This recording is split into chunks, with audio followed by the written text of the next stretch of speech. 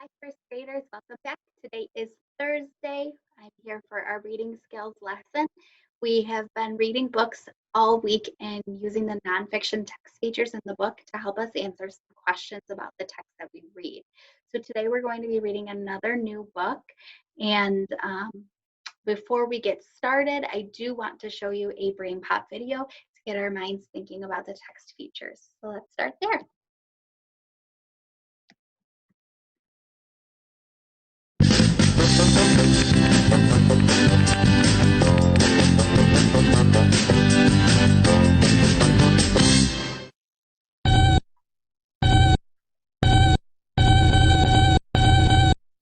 Selden's lost his skin? Don't be upset, Moby. I think it's normal for snakes to lose their skin. But we better look it up in a book to be sure. No, not a storybook. A nonfiction book. What is nonfiction? Nonfiction writing is about real people, places, or events.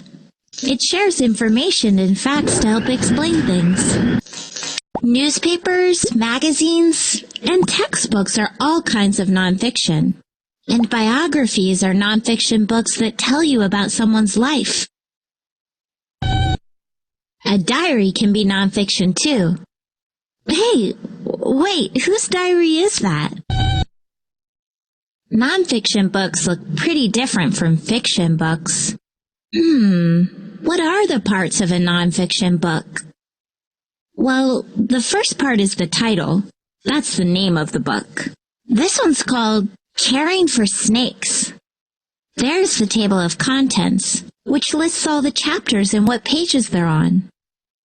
You can read the table of contents to see if the book will tell you what you want to know. Let's see. This book has a chapter about snakeskin. Perfect. Some books have a glossary in the back. A glossary tells the definition of words that come up in the book. Well, kind of like a dictionary, except a lot smaller. Some books also have an index. The index lists words and topics in the book and the pages where they come up. Let's see. Snakeskin. Skin. Wow, there are tons of pages that have information about it. Now I think we're ready to start reading. But how do you read a nonfiction book? There's a lot of information in this book. So I'm going to read the book in small sections and stop and think about what I read. Snakes shed their skin as they grow. Let me think. I guess snakes need to shed their old skin and grow new skin as they get bigger. Their skin doesn't grow with their body like mine does. Cool. I know I understood what I read because I could put it in my own words. You're right, Moby. Looking at the pictures is important too. The caption is the writing underneath the picture that gives us more information. This caption says, snake skin is made of scales. The word scales is in bold, so I know the author wanted me to notice it. And the label shows us where the scales are. This book has a ton of information to remember. How can I take notes as I read nonfiction?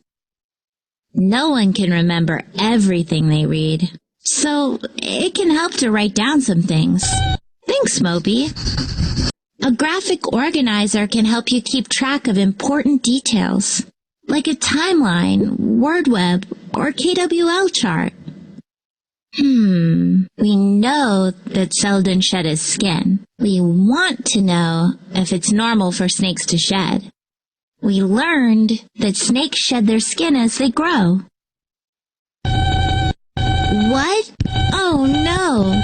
Selden's loose? Where did he go?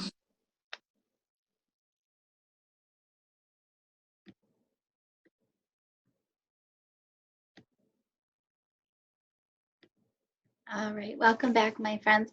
So that brain pop video got us thinking about some of the text features and how we use them to help us find our information and to help us understand the information better. So the characters in Brain Pop had an issue where they were concerned about their snake because the snake was shedding its skin. So they used the text features, they used the table of contents to find what page they could learn about the snake's skin, and they used the glossary to look up some definitions, and they found out that it's completely normal for snakes to shed their skin. So we were able to use text features to find the information we needed. So today we're going to take a look at another nonfiction book and try to annotate all the text features we find. Remember, what does annotate mean?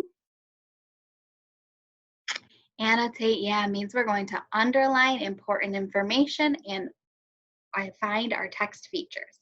Let's take a look at our book today. Today we are reading a book called Roberto Clemente. And Roberto Clemente is a person. So that means that this is a biography. A biography tells us about a person.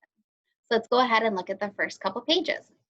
As all of the other books we've read this week, I noticed right away that I have a title and a table of contents. The table of contents will tell me what chapters are going to be in this book. Let's see. Can you point to which chapter will tell me about Roberto Clemente's personal life? So let's think of that word, personal. Starts with what letter? Okay, let's find it. P, personal life. So I know that if I want to know about his personal life, I would go to page 2. That's how my table of contents works. So let's read through it. Roberto Clemente, table of contents. Childhood, page 1. The beginning of a career, page 1. Major leagues, page 2. Personal life, page 2. Death, page 2. Glossary, page 3. Index, page 4. So from my table of contents, on the first page, I should have childhood and the beginning of a career. Let's check and see if we can find it. Childhood and the beginning of a career on page 2. Remember, our headings should be bold. Do you see bold headings that say childhood right here and the beginning of a career, but on page 1?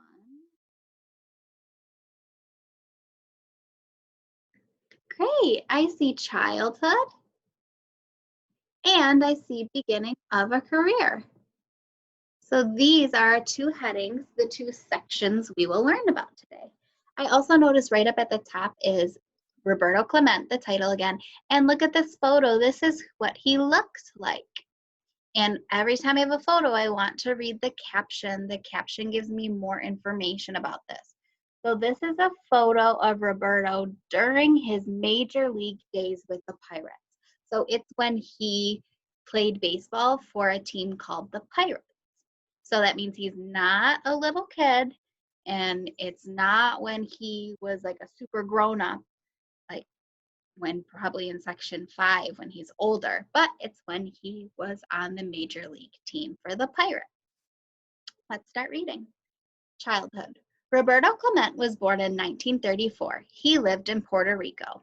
He was the youngest of 7 children. Roberto was poor. He worked in sugar fields. Roberto loved baseball. He played baseball for Puerto Rico's amateur team. Ooh, there's that word that's bold, amateur. If I'm not sure what that means, what text feature am I going to use to look up a definition? Great, yeah, I would go to the glossary to look up a definition for that word. We'll check it out on our next page. The beginning of a career. Roberto got a baseball contract. He was 18. Roberto moved to Canada. He played with the Montreal Royals. Roberto sat on the bench a lot. A scout from the Pittsburgh Pirates saw Roberto. He recruited him. So he played for a different team, the Montreal Royals, first, but he didn't get to play a lot. So somebody from the Pirates team decided to have him come play for their team. Recruited means that they got him to come play at their team instead. We can see that in the glossary on the next page. Great job, my friends. So far we've learned a little bit about Roberto's childhood and when he first started playing baseball for some of the leagues. Let's see what else we can learn about the rest of his life.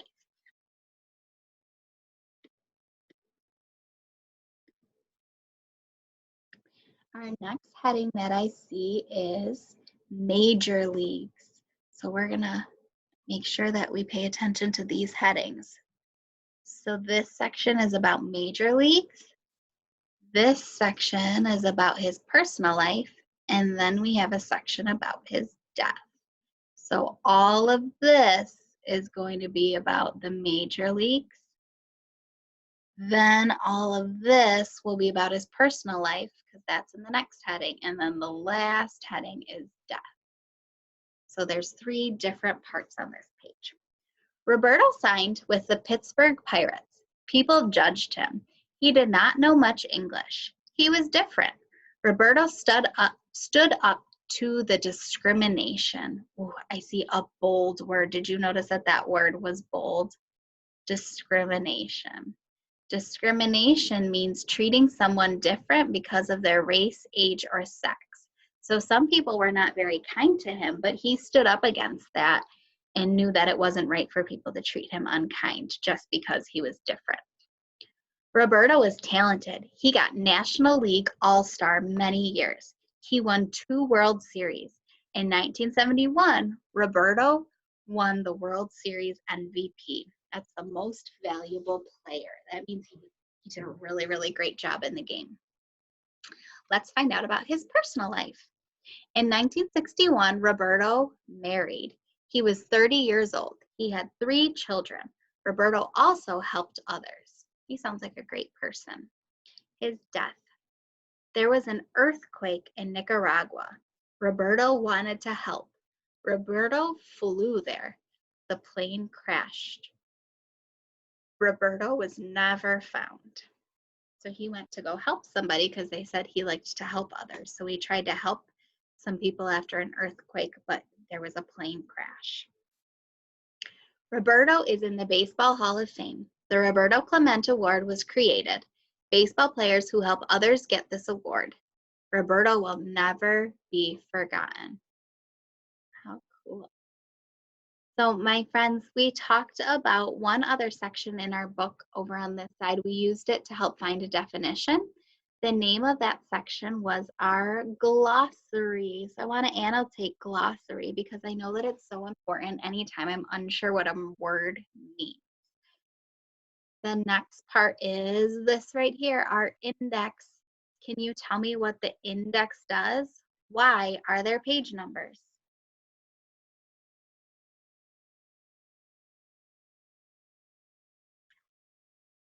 Great. Page numbers are next to the words because they tell me where I'm going to find that word. I will find the word amateur on page 1. I will find the word discrimination on page 2. I will find major leagues on page 2 and MVP on page 2. And I will find these things on the page numbers that are listed. So the index helps me find certain words or topics that I want to know more about. Great job. So my friends, today your assignment is going to be in Google Classroom. Again, you're going to have to pull up 2 things. So when you go to Google Classroom, you're going to open up your questions and your text, the book Roberto Clemente. You're going to need to use this book to answer the questions. And remember, there are 2 pages. And your pages are annotated. The red words are the title, the orange words are headings, the yellow words is your glossary, the green words are your table of contents, the blue is index, and purple is your caption.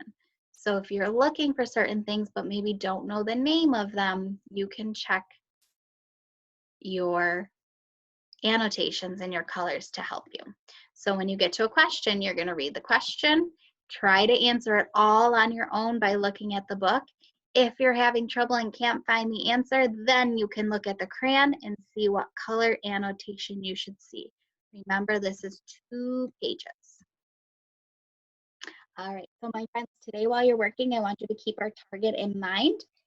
I can use text features in nonfiction text to answer questions about the text. So to answer these questions on your Google Classroom, you have to look at text features. The text features will help you find the answers to your question. So go ahead and get started right away.